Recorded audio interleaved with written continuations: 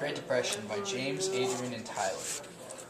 In the stock market crash of 1929, a lot of people lost a lot of money, causing people to slow their spending. This caused a reduction in purchasing.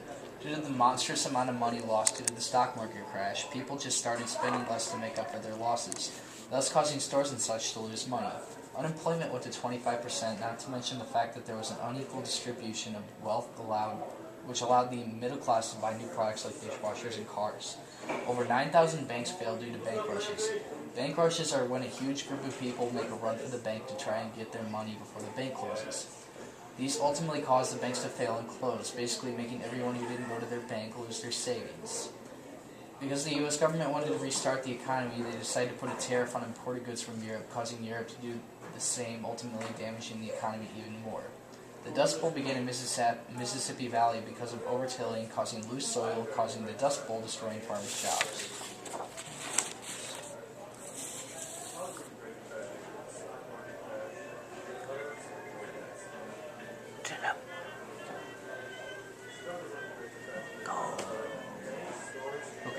Some of the struggles of the Great Depression included a lack of money, a lack of food, and a lack of shelter, along with over 9,000 banks shutting down, along with the remaining bank not wanting to loan money.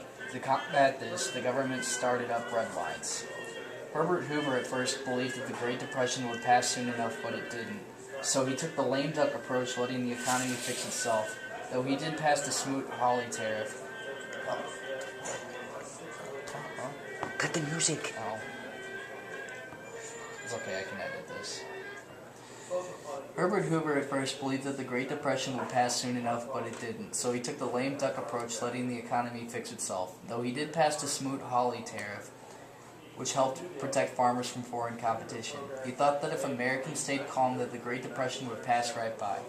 He thought that if the government tried to intervene in the economy, that it would have bad long-term effects. He also knew how to deal with the bonus army. Ignore them at first, then send in the army to get rid of them, only to have the army kill one and injure many, causing the government to give them money away. Herbert Hoover also suffered from an ever-worsening image problem, causing him to lose to Franklin D. Roosevelt in the next election. He was generally considered a somewhat lazy president. Franklin D. Roosevelt was in his second term as governor of New York when he was elected as the nation's 32nd president in 1932.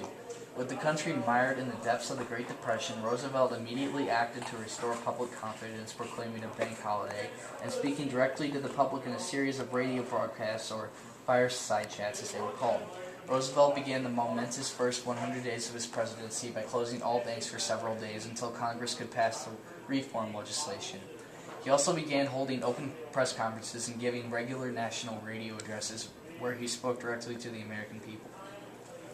The first of these fireside chats was about the banking crisis, which was broadcast to a radio audience of 60 million and would go a long way toward restoring public confidence and preventing future harmful bank runs.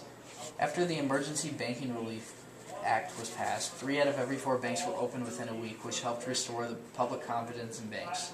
Re-elected in 1936, 1940, and 1944, FDR led the United States from isolationism to victory over Nazi Germany and its allies in World War II. On December 5, 1933, the 21st Amendment was ratified, thus repealing the 18th Amendment, allowing America to sell and make beer. He is best known for saying, "The only thing we have to fear is beer itself." The Jazz Age was the term coined by F. Scott Fitzgerald, ending with the Great Depression. When jazz music and dance became popular, cities like New York and Chicago were cultural centers for jazz, and especially for African American artists. Some famous black artists of the time were Ella Fitzgerald, Louis Armstrong, Duke Ellington, and Count Basie. 1920s youth used the influence of jazz to rebel against the traditional culture of previous generations. This youth rebellion of the 1920s went hand in hand with fads like bold fashion statements, women smoking cigarettes, free talk about sex, and new radio concerts. Dances like the Charleston, developed by African Americans, suddenly became popular among the youth. Traditionalists were aghast at what they considered the breakdown of morality. In America, baseball was the most popular professional team sport in 1930. The Yankees would dominate the decade, winning 5 World Series titles, including 4 consecutive titles from 1936 to 1939. If boxing wasn't as popular as baseball, they were very close. Boxing was marked by Joe Louis rebounding from an earlier 1936 defeat to knock out defending world heavyweight champion Max Schmeling in the first round of the 1938 title bout. This fight drew national attention because it was two ideals fighting, democracy versus fascists. Mount Rushmore was made with the faces of George Washington, Abraham Lincoln, Thomas Jefferson, and Teddy Roosevelt. Mount Rushmore was made near Keystone, South Dakota. The famous artist Gutzon Borglum was the one who helped design and make Mount Rushmore. Mount Rushmore was made in 1927 and finished in 1941. The job of making Mount Rushmore employed nearly 400 men and women. Construction on the Golden Gate Bridge began in 1933, finished in 1937. During construction, 11 men were killed on the bridge. It is estimated that thousands of men worked on the construction of this bridge. This bridge connected northern California to the peninsula of San Francisco. Construction on the Hoover Dam began in 1931 and 1935. It employed 21,000 men, but construction accidents killed 96 men. This dam supplies water and power for the cities in the Southwest, including the two famous cities of Los Angeles and Las Vegas. The Hoover Dam is recorded to be as tall as a 60-story building. The Hoover Dam currently holds back the largest man-made river in the world. The construction of this dam helped the growth of the city of Los Angeles due to workers going there during their breaks.